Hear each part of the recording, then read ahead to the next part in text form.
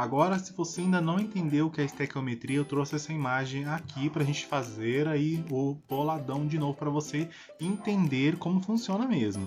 Os números grandões em vermelho são os coeficientes estequiométricos. A gente tem aí 1 mol de N2, mais 3 mols de H2, mais 2 mols de amônia, NH3. Tá vendo? Eles indicam a quantidade de matéria, a quantidade de mols que a gente tem. 28 gramas é a massa molar do N2 ali no caso.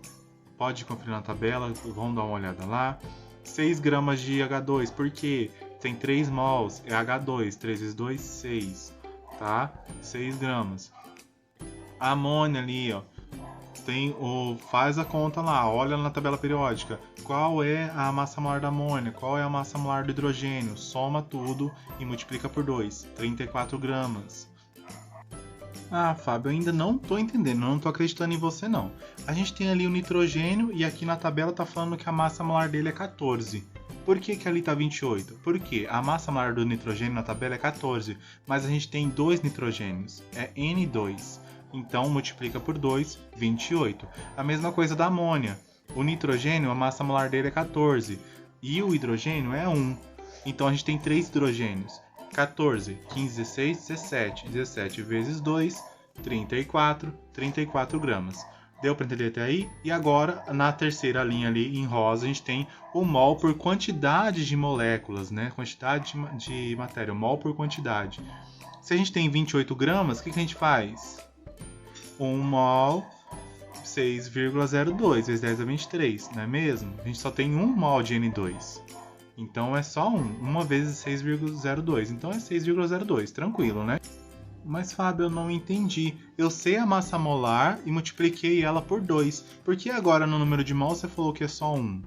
Porque o 2 é o índice. A massa molar ela é influenciada pelo índice ali. Você tem a massa molar, multiplica pelo índice, porque tem 2 átomos ali. Agora, se você olhar o número de mol, né, em quantidade, que é o coeficiente estequiométrico ali que está mandando, é 1 mol de N2. Então é 1 vezes 6,02. Ok? No hidrogênio, 3 mols. Então é 3 vezes 6,02. Aí vai dar 18,06 vezes 10 a 23 moléculas. A gente está tratando do mol em quantidade, do mol em massa molar, né, que pode ser massa, e para volume. Vocês estão entendendo agora como funciona? Então, para amônia ficaria como? A gente tem 2 mols de amônia. 2 vezes 6,02 ficaria 12,04 vezes 10 a 23 moléculas. Agora vamos tratar de gases, né? Estamos aqui com gases. Então, como seria? Porque se vocês não sabem, a amônia ali, ela vaporiza, né? Ela se torna um gás. Então, a gente tem que fazer como se fosse gases também, a situação de gás. Temos o gás nitrogênio ali no começo, temos só 1 mol. Nesse caso, 1 mol é 22,61 litros, né? Esse valor depois da vírgula, ele varia.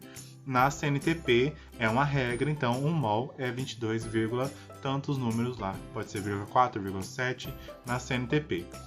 No hidrogênio, então, a gente tem 3 mols, então é 3 vezes 22, né? Faz ali a conta, já faz também. E na amônia, 2 vezes 22, que dá esse lindo valor ali também. Então é isso, gente. Olha só como é fácil quando a gente começa a entender como usar o coeficiente estequiométrico para saber esses dados, né? Para calcular esses dados. Então, na última linha, a gente tem só ali falando que é 1 volume de nitrogênio, 3 volumes de hidrogênio e 2 volumes de amônia. Viram só? A gente viu o mol como quantidade de matéria, a gente viu o mol como massa e a gente viu ali o mol na CNTP, no caso dos gases, que é por volume. Passando então aqui, a gente vê no próximo slide uma questãozinha para a gente praticar, como se não tivesse resposta ali, tá? Qual a massa de amônia produzida a partir de 33,6 gramas de nitrogênio? Sem olhar ali na resposta que eu já coloquei, como você faria isso? Será que você já aprendeu? Bom, conseguiu fazer? Vamos ver agora como ficaria. Olhando aqui na nossa colinha, né, que eu já coloquei, a gente tem a nossa equação e os coeficientes estequiométricos aqui para vocês. Tá difícil a dicção hoje, hein, galera? Tá foda. Olhando aqui, então, a gente tem o nitrogênio, né, com seus 28 gramas, que é a massa molar dele, né? E a massa molar da amônia, né, a massa que a gente já sabe, que é 34 gramas de amônio. A questão pede qual a massa de NH3 produzida a partir de 33,6 gramas de N2. Então ele dá uma quantidade teórica para a gente saber a massa. A gente coloca a nossa quantidade teórica ali embaixo, né? 33,6 gramas de N2 e o X, moto, passou. E o X ali para saber qual quantidade de amônia a gente teria se produzisse com 33,6 gramas. Faz a regra de 3 tranquilinho e a gente já tem o nosso resultado. Tá vendo como a prática já mostra como fica mais fácil? Fica muito mais fácil quando você começa a praticar.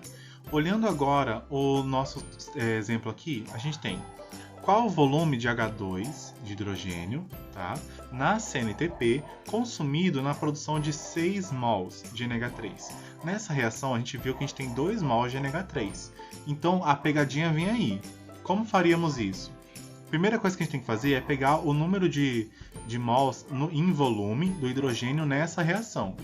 Então a gente coloca lá 2 mols de NH3 e na frente a gente coloca a quantidade de volume de hidrogênio nessa reação. Como a gente tem 3 átomos, 3 mols, né, de hidrogênio, é 3 vezes 22,7 ou 0,4.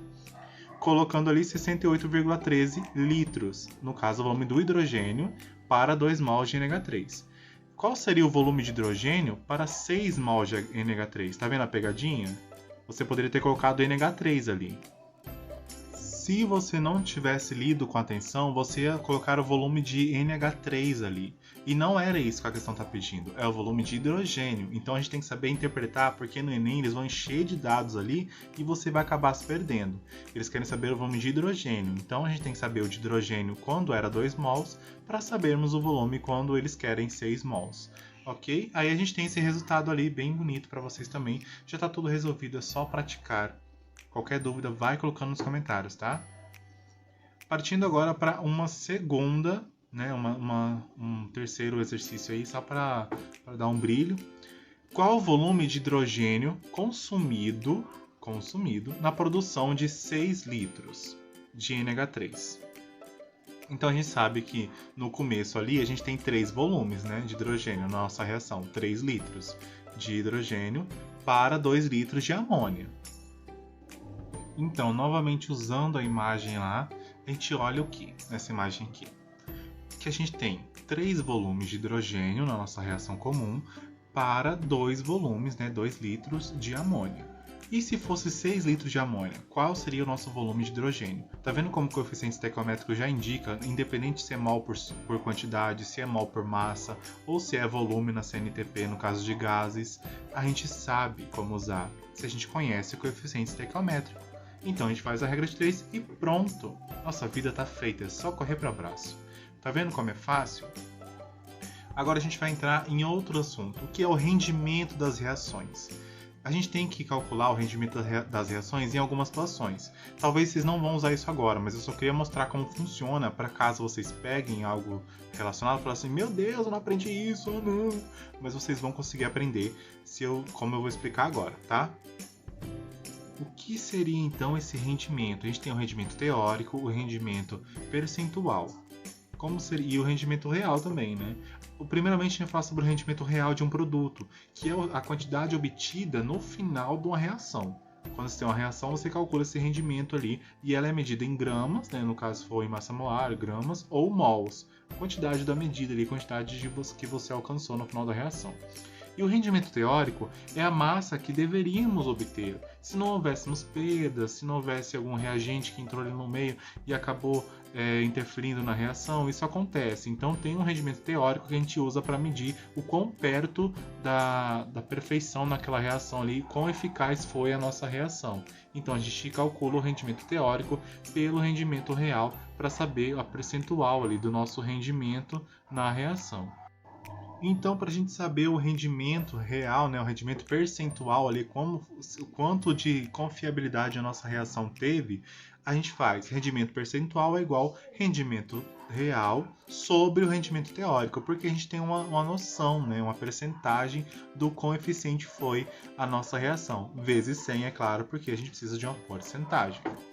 Olhando isso num exemplo, a gente tem aqui um exemplo com o cloro, né, e o fósforo. Eu não vou ler porque é muito grande, gente, é só para vocês darem uma olhada e ver como faz, tá? Então você acaba escolhendo ali um elemento, né, que está presente na reação e calcula a quantidade de massa desse elemento, tá?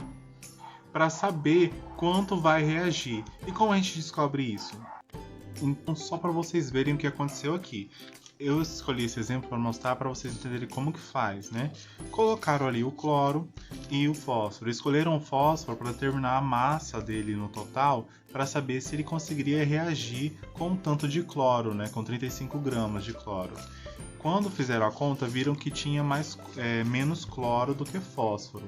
Logo, eles identificaram que não tinha cloro suficiente para reagir com 12 gramas de fósforo. Okay? No caso, a gente faz as massas molares, como vocês estão vendo na regra de 3. Faz as massas molares, descobre quanto o valor dá, e aí você vai vendo que não tem. Nisso, você acha uma palavrinha diferente ali, ó. O cloro será totalmente consumido, ele é o reagente limitante. O que é isso? A gente vai ver logo à frente. Passando aqui esse exemplo que eu coloquei, já tem a parte de calcular o rendimento. Agora eu vou mostrar como faz.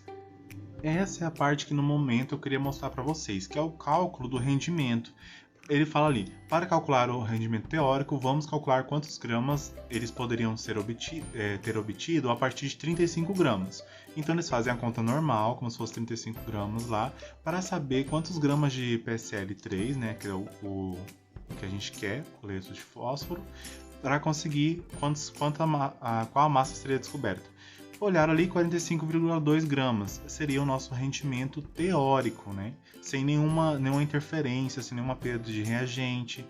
E aí eles falam, como o rendimento real foi de 42,4, que é o valor encontrado ali no slide anterior, e não de 45,2, vamos obter. Faz o rendimento percentual, faz aquele cálculo que eu mostrei, o rendimento real dividido pelo rendimento teórico vezes 100, e aí eles encontram 93,8%.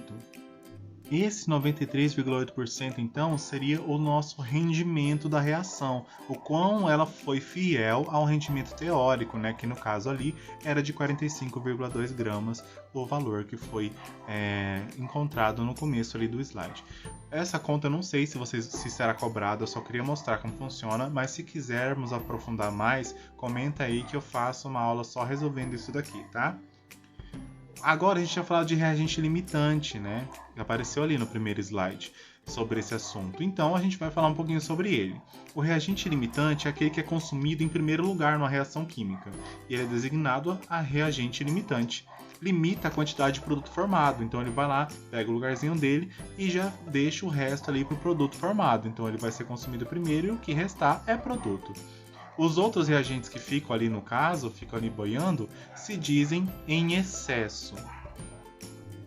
Então, no caso, como vocês podem ver na imagenzinha, o reagente limitante vai limitar a quantidade de produto, né? Vai limitar a quantidade de produto que vai ser ali produzido na reação. Ele vai estar ali presente, mas ele vai ser consumido primeiro. E o resto ali que for produzido, já exceder a produção, vai ser o excesso. Tem como a gente calcular esse excesso, né, na produção, e eu vou mostrar isso agora porque pode cair em qualquer lugar, então é bom que vocês já estejam prontos. Temos a nossa reação novamente, os coeficientes estequiométricos aqui estão também. Qual a massa de reagente em excesso, sabendo que 8,4 gramas de N2 reagem com 2,5 gramas de H2, de hidrogênio. Então temos os nossos valores que a gente já sabe, né, para 1 mol, que são o quê? Vocês podem notar ali então que a gente tem os nossos valores que a gente já sabe, né? Os valores da massa molar para a nossa reação comum. 1 mol de N2 de nitrogênio vai ser 28 gramas e 3 mols de H2, no caso, né?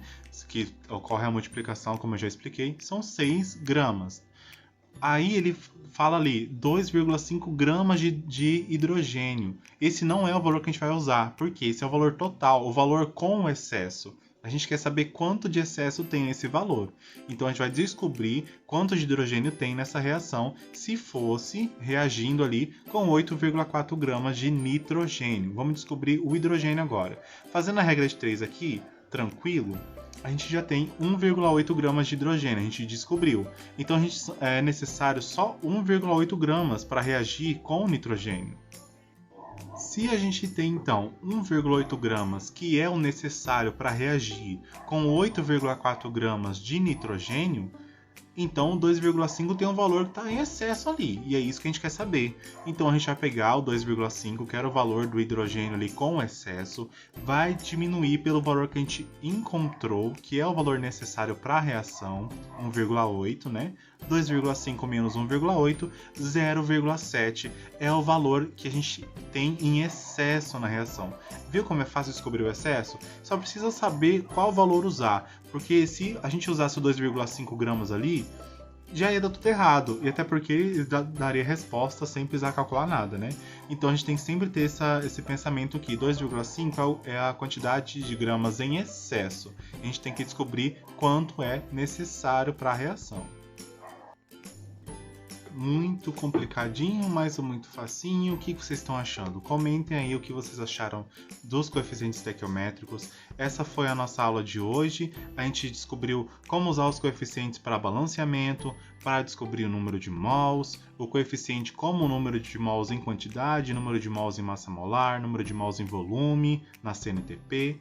Todos esses valores são fixos, tá? Para 1 mol, então estejam sempre com eles no coração aí. Sempre leve uma tabela periódica para estudar sobre isso. Se tiverem dúvidas como descobrir agente limitante, agente em excesso, como a gente já trabalhou aqui, voltem, reassistam e podem perguntar que eu estarei respondendo, tá? Muito obrigado por terem passado esse tempo comigo e até a próxima aula. Comente suas dúvidas aqui, não esqueça, tá? Que eu vou estar respondendo vocês. Até a próxima. Vejo vocês em breve.